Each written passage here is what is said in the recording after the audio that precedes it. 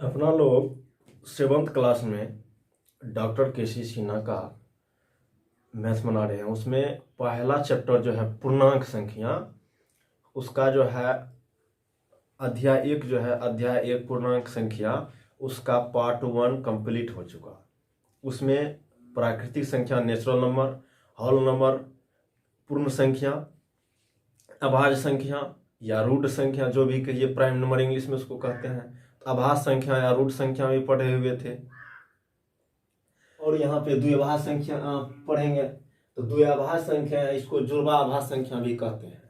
और इसको इंग्लिश में ट्विन प्राइम नंबर कहा जाता है। अब किसको कहेंगे? अभाज्य संख्या का वैसा जोड़ा जिनके बीच का अंतर 2 हो। दो अभाज्य संख्या का जोड़ा जो होगा ना, दोनों अभाज्य संख्या होना चाहिए, दोनों का बीच का अंतर जो है 2 होना चाहिए। यहां पे लिखेंगे जैसे में हो जाएगा 5 7। ठीक है, तो ये 5 और 7, 3 5 7 11 13 ऐसा चलेगा। अब यहाँ पे अभाज्य संख्या तो कह रहा है ये दोनों भी, यानी जोड़ा जो है वो अभाज्य संख्या होना चाहिए, और उसके बीच के अंतर दोनों को घटाएंगे। अंतर मतलब घटाओ, दोनों को घटाएंगे तो बीच का अंतर जो है, डिफरेंस जो है, वो होना चाहिए 2। दोनों को घटाइए, कितना हो जाएगा? 7 में से 5 जाएगा तो 2 होगा। ये इसको भी घटाएंगे तो 2 होगा, इसका भी अंतर 2 होगा। तो अभाज्य संख्या भी है, बीच का अंतर 2 है, 2। ये अभाज्य संख्या है, अंतर 2 है। तो ऐसा जो रहेगा जोड़ा, देखिए यहाँ पे जोड़ा मतलब 2 ठो, यहाँ एक एक एक एक एक एक जोड़ा जो रहेगा और अभाज्य संख्या रहेगा, बीच का अंतर 2 होगा, तो उसको कह देंगे द्वि अभाज्य संख्या, जुड़वा अभाज्य संख्या, ट्विन प्राइम नंबर। ठीक है। सम संख्या किसे कहते हैं? Even number. तो ये जो है इंग्लिश में इसको इवेन नंबर और इसको हिंदी में सम संख्या। वे सभी संख्या जो 2 से पूरा पूरा कट जाए, जो संख्या 2 से पूरा पूरा विभाजित हो जाए, उसको सम संख्या कहते हैं। ठीक है, सम संख्या जो कहते हैं इवेन नंबर कहते हैं। इंग्लिश में इवेन नंबर और हिंदी में सम संख्या। अब यहाँ पे वे सभी संख्या जो 2 से पूरा पूरा कट जाए, उसको कहते हैं सम संख्या। जैसे यहाँ पे 2 से कौन कौन कटेगा? 2 4 6 8 10 12 14 और ये सो ऑन, इसी प्रकार चलते रहेगा। तो ये जो है 2 से स्टार्ट होगा। एक तो सम संख्या नहीं होगा, काहे? एक जो है पूरा पूरा 2 से नहीं कटेगा। ठीक है, तो ये सम संख्या होता है, इवेन नंबर होता है। जो संख्या 2 से पूरा पूरा कट जाए, उसको सम संख्या कहते हैं, इवेन नंबर कहते हैं। ठीक है, अब यहां पे कहेंगे सबसे छोटा, यहां पे सबसे छोटी सम संख्या,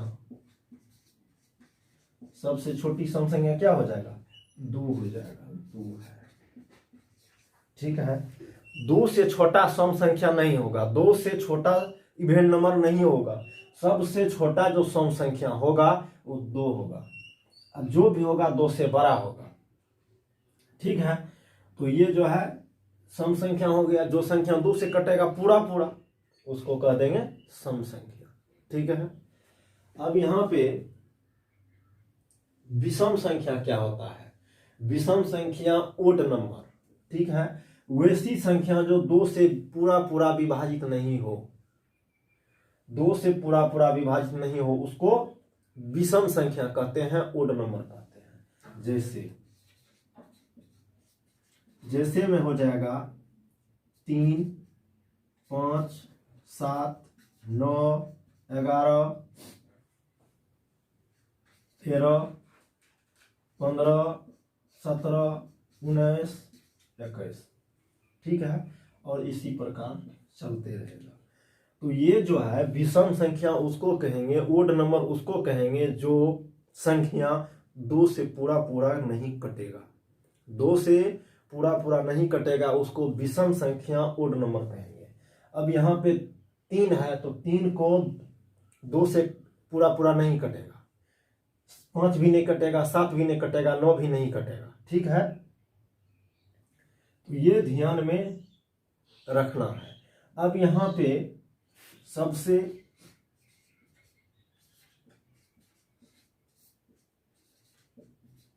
छोटी विषम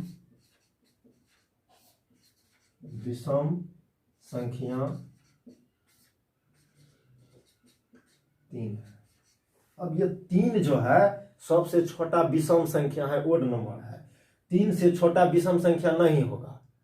ठीक है, तो ये जो है विषम संख्या हुआ, ओड नंबर हुआ है। कोई कह देगा कि सबसे छोटा जो है विषम संख्या क्या है, कह देंगे 3 है। ये जो 3 है इससे छोटा जो है विषम संख्या नहीं होगा। एक चीज और आता है इसके बीच में।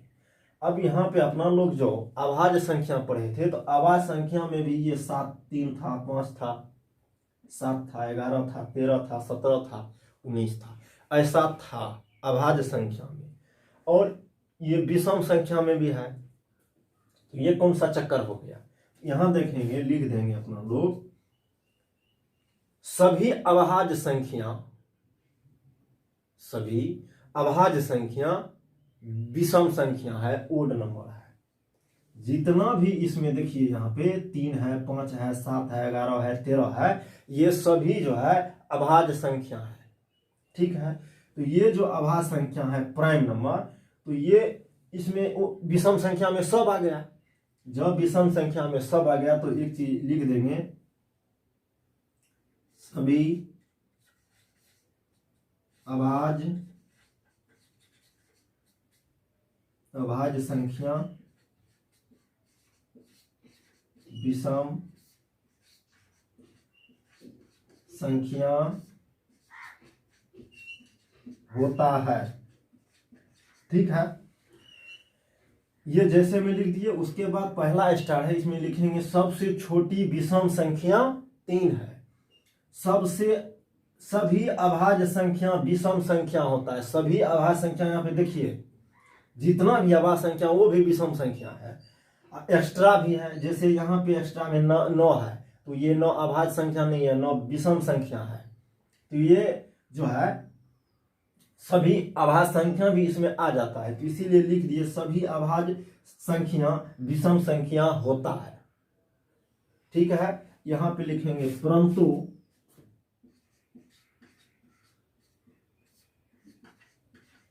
सभी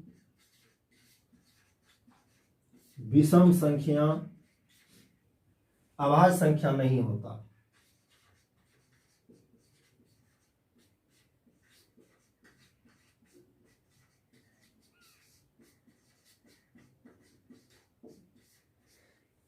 ठीक है,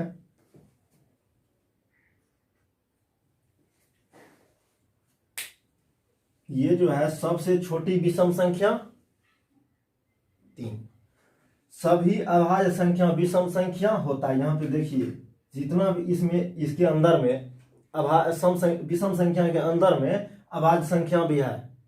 ठीक है, तो सभी अभाज्य संख्या विषम संख्या होता है, परंतु सभी विषम संख्या अभाज्य संख्या नहीं होता है। अब देखिए ये जो विषम संख्या है ये सभी जो है अभाज्य संख्या है।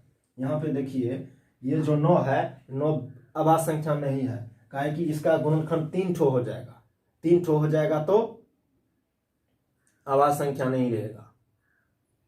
ठीक है, यहाँ पे समझ गए कि सभी विषम संख्या अभाज्य संख्या नहीं होता, सभी अभाज्य संख्या विषम संख्या होता है।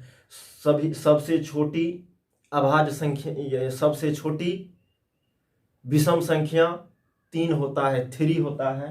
तो ये सभी होता है। अब यहाँ पे विशिष्ट पूर्णांक, स्पेसिफिक नंबर, ये वह धन पूर्णांक जिसका अपवर्तक, अपवर्तक समझते हैं गुणनखंड, जिसका अपवर्तक केवल एक हो, यूनिक हो, एक हो, वन, केवल एक हो, तो विशिष्ट पूर्णांक कहलाता है।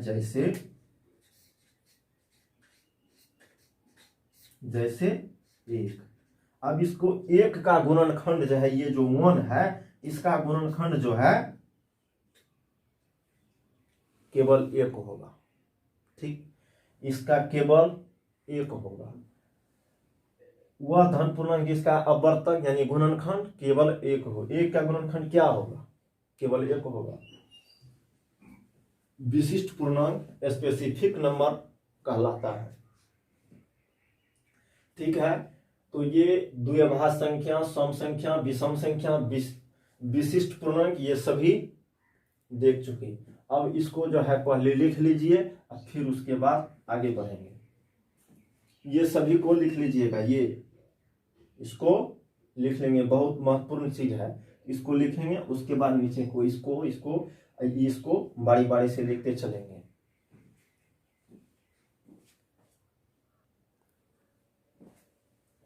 अब यहाँ पे संपूर्ण संख्या, परफेक्ट नंबर देखिए, तो वैसी संख्या जिसका अपवर्तक का योगफल संख्या का 2 गुना हो, उसको संपूर्ण संख्या, परफेक्ट नंबर, इसको इंग्लिश में परफेक्ट नंबर कहते हैं, इसको कहेंगे।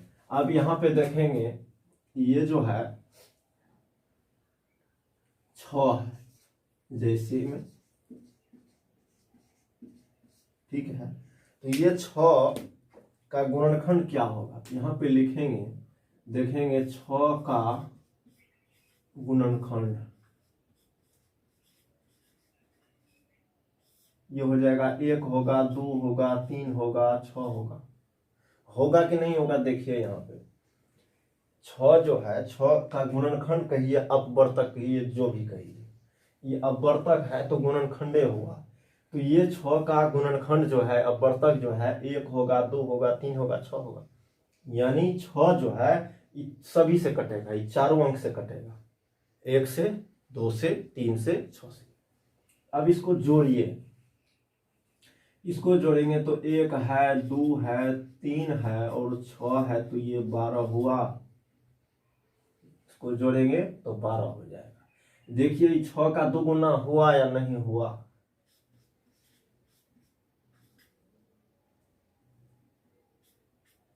6 का 2 गुना हुआ, नहीं हुआ। तो ये 6 जो है ना, ये 6 हो जाएगा कौन सी? परफेक्ट नंबर, संपूर्ण संख्या। अब यहाँ पे 6 लेंगे, उसके बाद तो ये 28। अब 28 को देखिए, 28 का अपवर्तक गुणनखंड जो कहिए, ये हो जाएगा 1, 2, उसके बाद 3 नहीं होगा, 4, 5 नहीं होगा, 6 नहीं होगा, 7 होगा,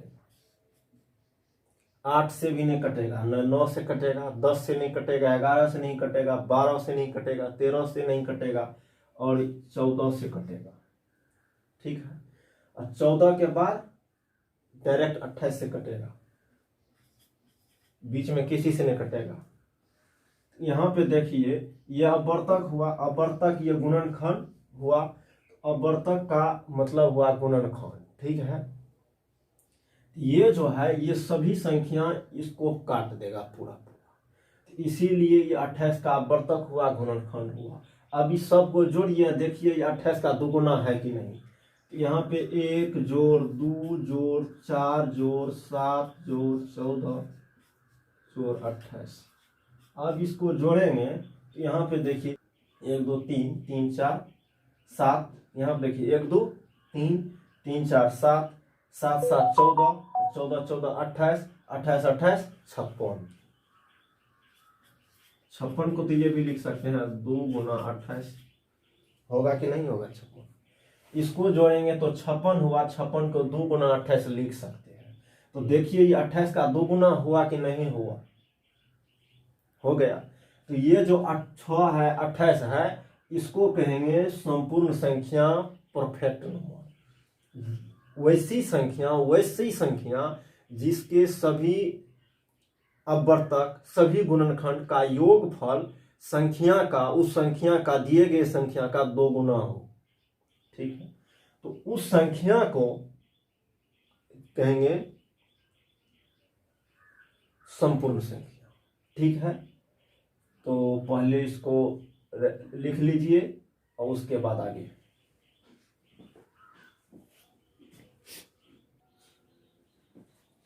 आइए देख लेते हैं परिमेय संख्या और अपरिमेय संख्या। परिमेय संख्या उसको कहते हैं कोई भी संख्या जब p/क्यूब के रूप में हो और p और क्यूब दोनों पूर्णांक हो, इंटीजर हो, तो उसको कहेंगे परिमेय संख्या।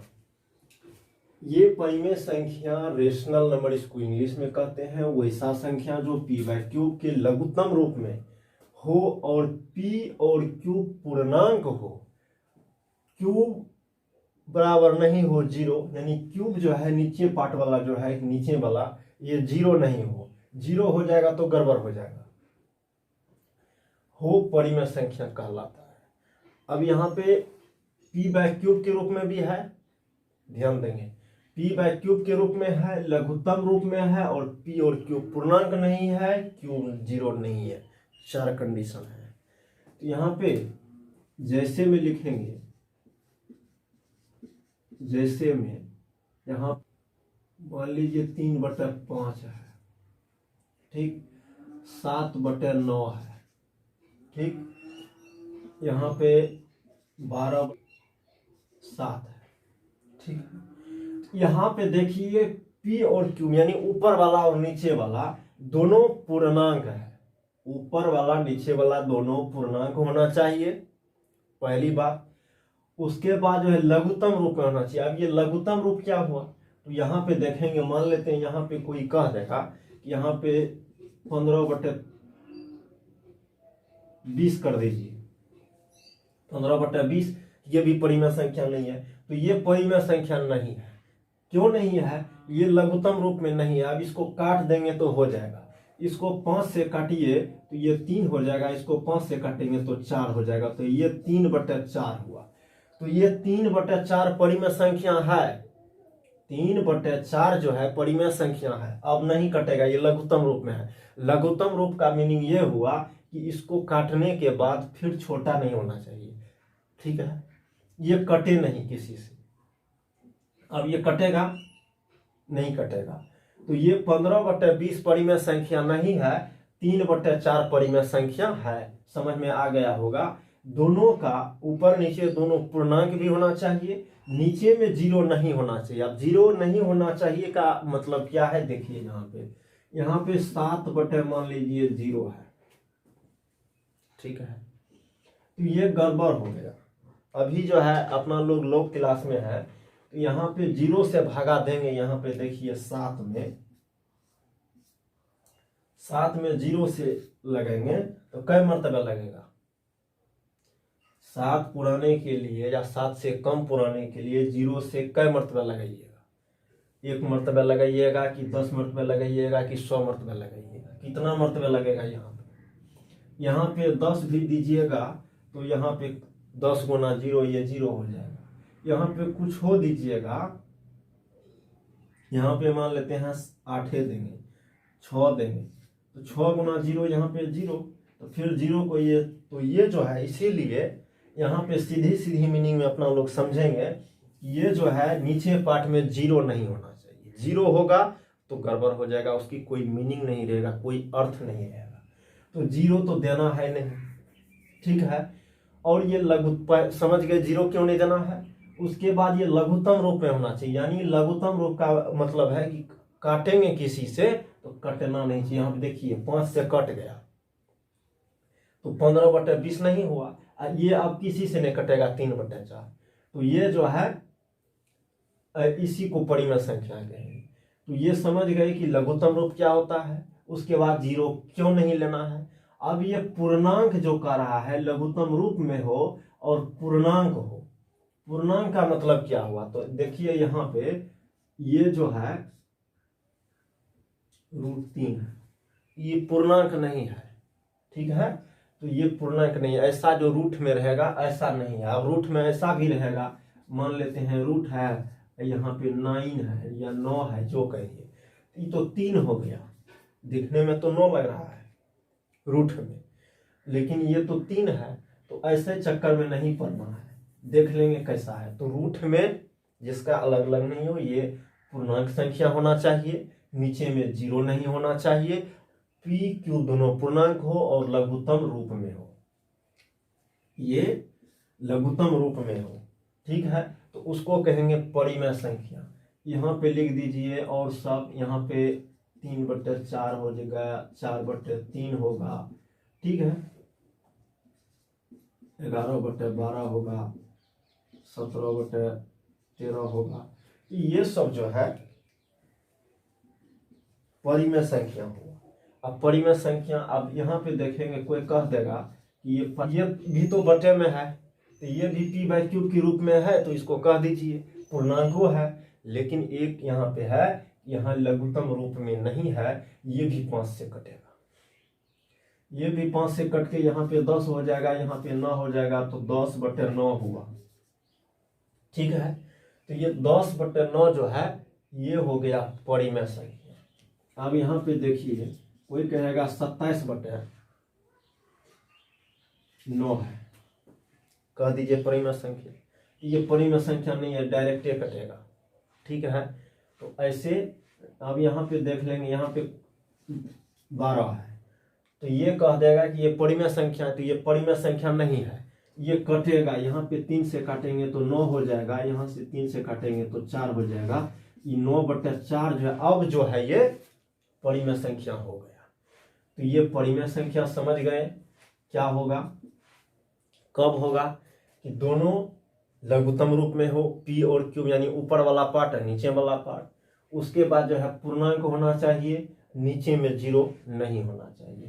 तो ऐसा जो रहेगा तो उसको कह देंगे परिमेय संख्या। अब परिमेय संख्या और भिन्न दोनों में अंतर है, परिमेय संख्या या भिन्न में दोनों में अंतर है। जितना भी बटे वाला होगा और पूर्णांक में होगा ना, उसको कह दीजिएगा भिन्न, ठीक है। तो सभी जो भिन्न है परिमेय संख्या नहीं होगा, ये बाद में पढ़ेंगे जब भिन्न की बात आएगी तब, अभी इसको जान लेंगे। इसके बाद है अपरिमेय संख्या इरेशनल नंबर। अपरिमेय संख्या इरेशनल नंबर वैसी संख्या जो p/q के रूप में नहीं लिखा जाता है, जैसे यहाँ पे लिख देंगे, जैसे में क्या हो जाएगा, जैसे में हो जाएगा √3, √7, √11, ये सभी जो है ये परिमेय संख्या नहीं है, अपरिमेय संख्या। ये जो है जो परिमेय संख्या नहीं होगा, यहाँ पे देखेंगे ये परिमेय संख्या नहीं है। अब कहेंगे इसके बटे में भी तो 1 लिख दीजिए, परिमेय संख्या हो जाएगा। लेकिन ये पूर्णांक संख्या है, पूर्णांक संख्या पढ़े थे, तो ये पूर्णांक संख्या नहीं है। जब ये पूर्णांक संख्या नहीं है, ये दोनों कह रहा है कि p और q पूर्णांक संख्या होगा तब परिमेय संख्या होगा, इसीलिए पूर्णांक संख्या नहीं है, इसको p/q के रूप में लिखा नहीं जा सकता है, इसीलिए इसको अपरिमेय संख्या कहेंगे। इसको परिमेय संख्या अपरिमेय संख्या जो है इसको राइट डाउन कर लीजिए, लिख लीजिए, और उसके बाद आगे चलेंगे।